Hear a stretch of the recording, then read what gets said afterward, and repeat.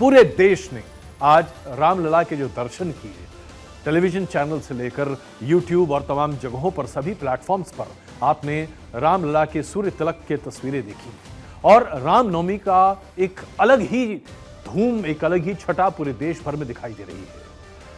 आज से 500 साल पहले जो कार्य शुरू हुआ था, उसका एक तरह से आज बड़े पैमाने पर परिणति होते हुए दिखाई दी और आज भगवान श्री राम को अपनी जगह बड़े पैमाने पर न सिर्फ मिलती दिखी, बल्कि एक आस्था और अवचेतना का एक मसला भी रहा।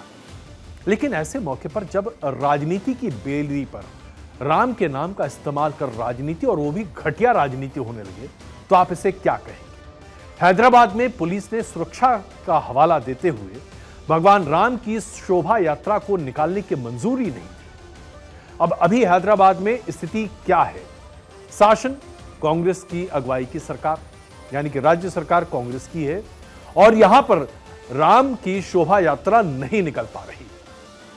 हैदराबाद की गोश महल विधानसभा सीट के विधायक टी राजा, जो कि ऐसे कहने के लिए तो बड़े विवादास्पद हैं, लेकिन अभी तक उन पर चुनाव लड़ने से किसी तरह का कोई रोक नहीं है, वो राम के लिए शोभा यात्रा निकालना चाहते थे और उन्हें यह परमिशन नहीं दी गई। कहा गया कि अगर ऐसा होगा तो दंगे हो सकते हैं। शोभा यात्रा का परमिशन इसलिए भी नहीं मिला क्योंकि बीजेपी के प्रत्याशी माधवी लता ने जब इस बारे में बात की तो उन्होंने भी स्पष्टता से कहा कि आदर्श आचार संहिता के समय ही रमजान का महीना था, क्या नमाज पढ़ने पर कहीं कोई रोक लगी?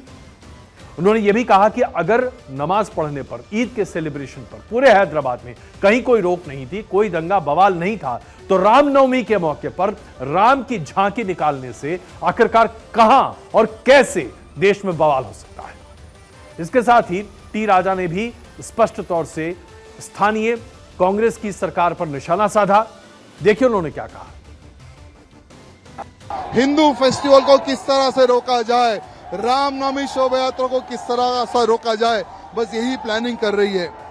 केसीआर की सरकार हो या रेवंत रेड्डी की सरकार हो, ये दोनों के दोनों एमआईएम दारुसलाम की गुलाम बन चुकी है। एमआईएम पार्टी के ऑफिस से इनको आदेश आता है और आदेश अनुसार ये लोग रामनवमी शोभा यात्रा पर प्रतिबंध लगाने का प्रयत्न करें। लेकिन मैं सरकार को बताना चाहूंगा, ना पहले रुके ना अब रुकेंगे। जितना आप हमें रोकने का प्रयत्न करेंगे, उससे बड़े बड़े कार्यक्रम हम तेलंगाना राज्य में, हैदराबाद में हम मनाकर बताएंगे। अरे भाई, मेरे एक बात समझ में नहीं आता, ये लोगों का जो रमजान आया वो भी तो इलेक्शन कोड के टाइम पे आया, नहीं आया? मस्जिद बंद कर दी है क्या ये लोग? नमाज करने नहीं दिया वो लोगों को? तो फिर अभी राजा सिंह भैया का क्या है? उन्होंने अभी एमपी इलेक्शन में कंटेस्ट तक नहीं कर रहे, उनको इलेक्शन कोड कहाँ से है बताइए? क्यों नहीं करने दे रहे राजा भाई को? कई सालों से करते आ रहे उन्होंने। श्री राम नवमी का जो जुलूस उन्होंने निकालते, जो यात्रा उन्होंने निकालते, इसके वजह से हमारे हिंदुओं को एक प्रकार का यहाँ पे व्यक्तित्व है हमारा, यहाँ हम यहाँ जी पा रहे उसके लिए ही। अरे हम पूछते हैं इलेक्शन कोड दरमियान नहीं करना चाह रहे, तो अब रमजान को भी नहीं करवाने देना?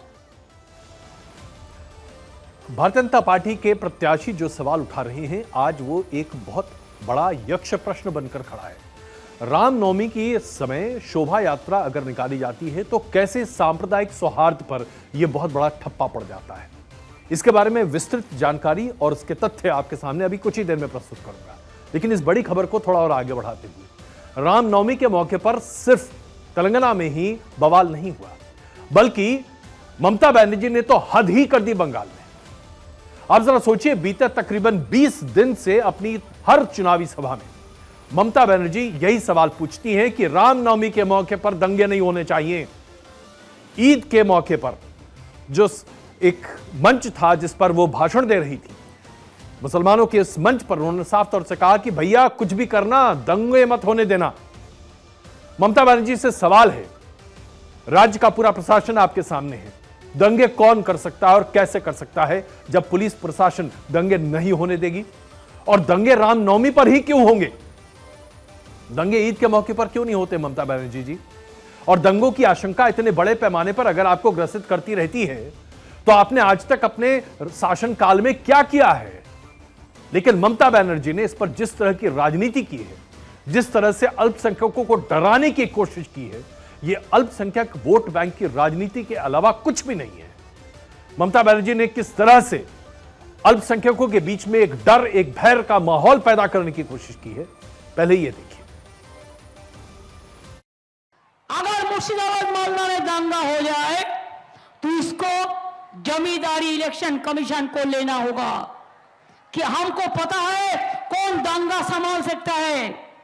आप जानबूझ के बीजेपी का वक्त पे अब चुन चुन के ऑफिसर चेंज करता है पश्चिम बंगाल में, इसी के लिए कि जैसे बीजेपी का मौका मिले अगर दंगा एक भी हो हम आपको पकड़ेगा कि हमारा लॉ एंड ऑर्डर अब इलेक्शन कमीशन आप देख रहा है, अब हमारा बात नहीं सुन रहा है। यानी रामनवमी की शोभा यात्रा अगर पश्चिम बंगाल में निकलती है तो यहां पर भी राजनीति करने का कोई मौका ममता बनर्जी नहीं छोड़ना चाहती। इसका जवाब प्रधानमंत्री ने दिया है, वो हम आपको दिखाएंगे, लेकिन इससे पहले आपको आज राजस्थान की तस्वीर दिखाते हैं। राजस्थान के जयपुर में रामनवमी के मौके पर जो भगवा झंडे और भगवान राम की फोटो लगाए गए थे, उन्हें हटाए जाने का एक गड़ा और बहरा विरोध यहां पर खड़ा हुआ है। भारतीय जनता पार्टी का आरोप है कि कांग्रेस के नेताओं की शिकायत पर नगर निगम की टीम ने आचार संहिता का हवाला देते हुए भगवान राम के झंडे और उनके तमाम पोस्टर्स हटाए। इसी तरीके से समाजवादी पार्टी के नेता हैं राम गोपाल यादव, उन्होंने यह कहा कि रामनवमी के दिन पूजा पाठ और कर्मकांड करना दरअसल पाखंड का हिस्सा है। क्या कहा है उन्होंने राम गोपाल यादव ने, पहले जरा ये देखिए, फिर इसके बारे में चर्चा करते हैं। हमेशा बड़े हर्षोल्लास से मनाई जाती रही। रामनवमी को जो कुछ लोगों ने पेटेंट कर लिया है, उनकी बपौती नहीं रामनवमी। रामनवमी करोड़ों लोग हजारों वर्ष से मनाते चले जा रहे हैं और एक राम मंदिर नहीं है, हजारों राम मंदिर इस देश में हैं ऑलरेडी। और इसमें तो उन्होंने सब अधूरा प्राण प्रतिष्ठा वगैरह की है। सारे जगतगुरु शंकराचार्य उसके विरोध में थे।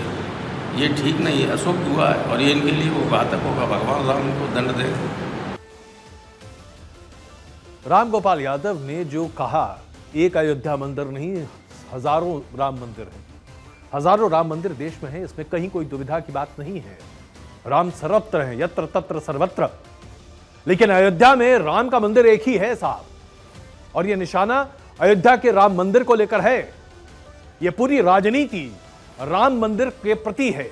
रामनवमी के दिन जिस तरह से देश में जहर घोलने की कोशिश कई राजनीतिक दल के नेताओं ने की है, वो स्पष्ट करता है कि राम के नाम को लेकर किस तरह से समाज को बांटा जाए, देश को बांटा जाए और उसके साथ साथ राम नाम को बदनाम किया जाए। कुछ राजनेताओं ने इसका बीड़ा उठा लिया है और यह सिर्फ इसलिए किया जाता रहा है ताकि अपने वोट बैंक को लोग सुरक्षित रख सकें। राम गोपाल यादव का यह बयान हिंदुओं के लिए नहीं है, यादवों के लिए नहीं है। यह बयान अपने मुस्लिम वोट बैंक को सुरक्षित रखने के लिए है। ठीक वैसे ही जैसे ममता बनर्जी का बयान अपने मुस्लिम वोट बैंक को सुरक्षित रखने के लिए है कि अगर रामनवमी के दिन हिंसा होती है तो उसकी जिम्मेदारी किसी और की नहीं, इलेक्शन कमीशन की होगी। ऐसी तस्वीरें देखकर लोग और ज्यादा राजनीति करने को प्रेरित होते हैं। आप देखिए, देश के प्रधानमंत्री नरेंद्र मोदी विमान में यात्रा कर रहे थे चुनाव कैंपेन के दौरान, और जब आज रामलला के मस्तिष्क पर सूर्य तिलक लगा तो उस वक्त उन तस्वीरों को लाइव देख रहे थे। उन्होंने नमन तक किया अपने आईपैड पर। जाहिर सी बात है, डिजिटल माध्यम से वो प्रभु राम के दर्शन कर रहे थे। ऐसे में नमन करना क्या है? ये एक स्वतः भाव की प्रकटीकरण के अलावा और किसी तरीके से इसे नहीं देखा जा सकता। लेकिन यह भी आज हमारे देश में सियासत और राजनीति का हिस्सा बना दिया जाता है।